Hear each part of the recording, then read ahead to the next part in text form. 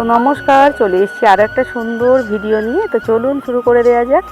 এই যে দেখুন, আজকের বাজার থেকে কাঁকড়া নিয়ে এসেছি। তো কাঁকড়াগুলো দেখছেন তো কত বড় বড় সাইজের। সচরাচর কিন্তু বড় সাইজের কাঁকড়াটা পাওয়া যায় না। এখন তো কাঁকড়াগুলো সব বাইরে চলে যায় জানেন, তার জন্য কাঁকড়ার দামটাও বেশি হয়। আর কাঁকড়াগুলো যেগুলো পাওয়া যায় ছোট ছোট, মানে মানে কাঁকড়াগুলো কি হয়, দাঁড়া টাড়া ভেঙে যায়, সেগুলো রিজেক্ট হয়ে যায়, সেইগুলো কম দামে এখানে বিক্রি হয়।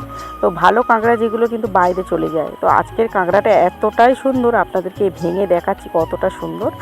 আর এই যেগুলো ছেলে কাঁকড়া দাঁড়াগুলো দেখুন একটু মোটা মোটা, আর মেয়ে কাঁকড়াগুলো দাঁড়াগুলো ছোট ছোট আর ছোট সাইজের হয়। ছোট সাইজের হলে কি হবে, প্রত্যেকটা কাঁকড়াতে এতটা ঘিলু হয়েছে।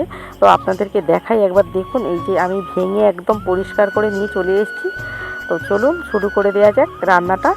তো আজকে ঝিঙে, লাউ ডাঁটা আর আলু দিয়ে ডাল দিয়ে একটা দারুণ রেসিপি বানাবো। চলুন আমার সঙ্গে থাকুন, শুরু করে দেওয়া যাক। পেঁয়াজ কেটে নিয়েছি, আদা রসুনও বেটে নিয়েছি।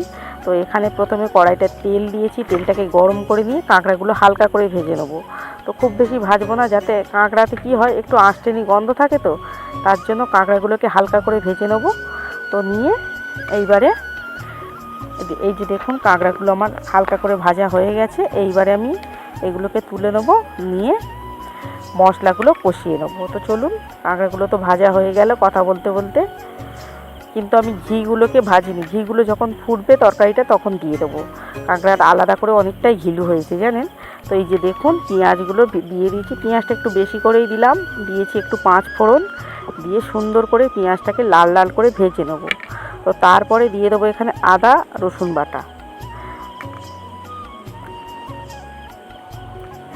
তো পেঁয়াজটা দেখুন নাড়াচাড়া করে বেশ খানিকটা কিন্তু ভাজা আমার হয়ে গেছে। এইবার আমি এখানে আদা রসুনের পেস্টটাকে দিয়ে দেবো।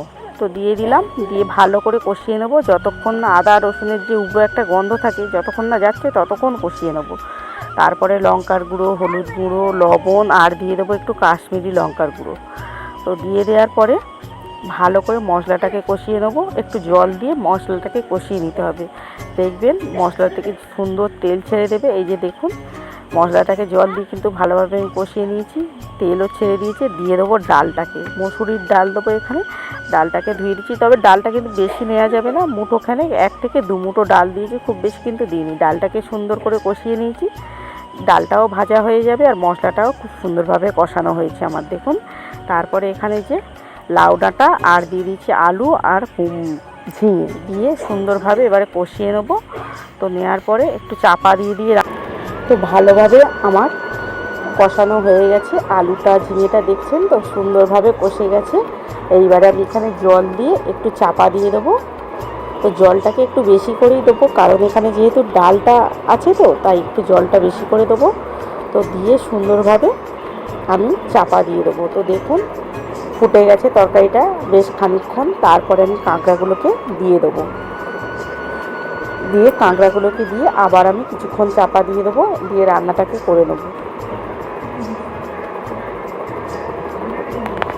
তো চলুন, এইবারে আমি এখানে তরকারিটা কিন্তু আমার হয়ে এসছে প্রায়। ঝোলটা কতখানি মোটা হয়ে গেছে নিশ্চয়ই দেখে বুঝতে পারছেন। দিয়ে দিলাম এখানে বাটা মশলা, এখানে জিরে আছে, গোটা গরম মশলা মানে দারচিনি, এলাচ, লবঙ্গ একসঙ্গে পেস্ট করে রেখেছিলাম, সেটাকে দিয়ে আর একটুখানি চিনি দিয়ে নামিয়ে নিলাম। তরকারিটা কিন্তু অসাধারণ খেতে হয়েছে, আপনারা পারলে এইভাবে একবার বানিয়ে দেখবেন, অসাধারণ টেস্ট লাগে। আজকের ভিডিওটা কেমন লাগলো প্লিজ কমেন্টে জানাবেন। সবাই ভালো থাকবেন, দেখা হচ্ছে নেক্সট ভিডিও।